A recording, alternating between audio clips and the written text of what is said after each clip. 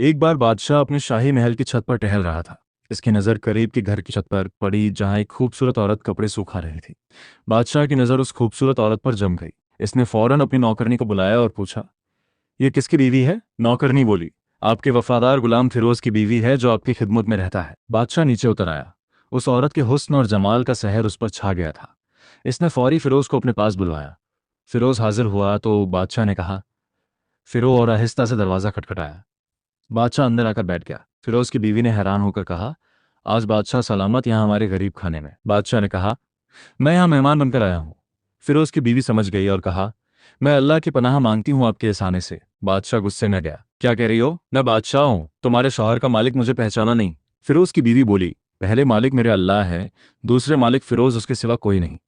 फिरोज की बीवी ने बहादुरी से कहा, मैं जानती हूँ आप बादशाह हैं, लेकिन शे बादशाह उस औरत की बातों से बहुत शर्मसार हो गया। वह कुछ ना कह सका और जल्दी में वापस चला गया, लेकिन अपनी एक चीज वहीं भूल गया। इधर फिरोज को रास्ते में याद आया कि खत तो घर पर भूल आया हूँ। इसने फौरन घोड़ा वापस मुड़ा और तेजी से घर की तरफ दौड़ा। फिरोज घर पहुंचा। तकिए से खत निकालते वक्त उसकी नजर बिस्तर पर उस चीज पर पड़ी जो बादशाह भूल गया था। फिरोज का सर चकरा गया। फिरोज समझ गया कि बादशाह ने उसे इसीलिए भेजा था। इसने किसी को कुछ नहीं बताया, चुपचाप खत लेकर निकल पड़ा। फिरोज ने खत पहुंचाया और वापस आया। बादशाह ने खुश होकर इनाम में 100 दिनार दिए।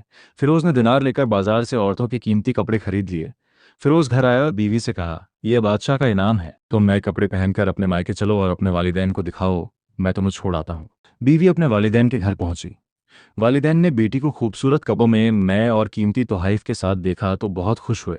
फिरोज वापस चला गया। फिरोज ने 1 महीना तक ना बीवी का फिरोज ने कहा, चाहो तो काजी के पास ले चलो, मेरी जिम्मेदारी मैंने पूरी कर दी।